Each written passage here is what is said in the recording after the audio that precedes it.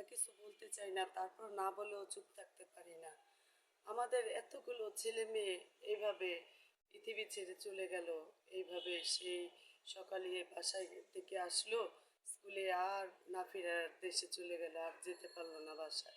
এখনো আমাদের কত ছেলে মেয়ে হসপিটালে কত কষ্ট করতেছে। জানি না কয়টা মা তার সন্তানকে ফেরত পাবে, আল্লাহ কয়েকজনকে সুস্থ করবে। দোয়া করি যাতে সবাইকে সুস্থ করে এখনো যারা আছে। দেখেন রাষ্ট্র আমাদের, আমরা এমন একটা দেশে বাস করি, কিছু হলে বলে কি ক্ষতিপূরণ দিবে। আরে একটা মা একটা বাবাকে কি কেউ সন্তানের ক্ষতিপূরণ দিতে পারে? রাষ্ট্র কি ফেরত দিতে পারবে তার মাকে তার সন্তান?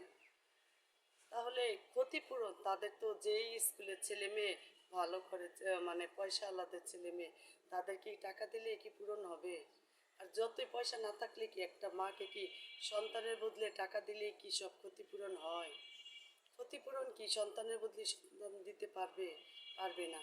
তাহলে একটা মা একটা সন্তানকে পৃথিবীতে আনতে কত কষ্ট করে, বাবা কত কষ্ট করে এই স্কুল পর্যন্ত নেওয়া, তাহলে সেই বাবা মাকে কি করে সান্ত্বনা দিবে?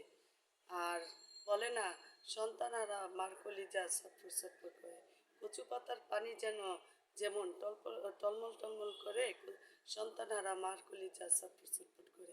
এই মাকে যখন বলে আমরা ক্ষতিপূরণ দিব টাকা বাইরে, 5 কোটি টাকা বলেন আর 100 কোটি টাকা বলেন, সন্তানের চাইতে বেশি কিছু না। তাই বলি টাকা দিয়ে কি সন্তানের অভাব পূরণ করা যায়? ক্ষতিপূরণ দেওয়া যায়? আমরা কিছু হলেই রাষ্ট্র বলে ক্ষতিপূরণ দিবে। ভাই আমি কোনো দলের কথা বলি না, একটা সন্তানেরা মার যে কি কষ্ট। আমার বাচ্চাকে আমি স্কুলে দিব, এখন ভয়ে 2 দিন ধরে আমি স্কুলে দিতেও পারি না। যখন দেখি এই বাচ্চাগুলি এখানে যে এরকম কোনো আগুন লাগবে না, কিছু হবে না, আমরা কি বলতে পারবো? আমাদের কোথাও নিরাপত্তা নাই। ভাই আমার কথায় কেউ কোনো খারাপ মন্তব্য করবেন না। আমরা ওই মাগুলির কথা ওই বাবাগুলির কথা বলতেছি। আল্লাহ হাফেজ।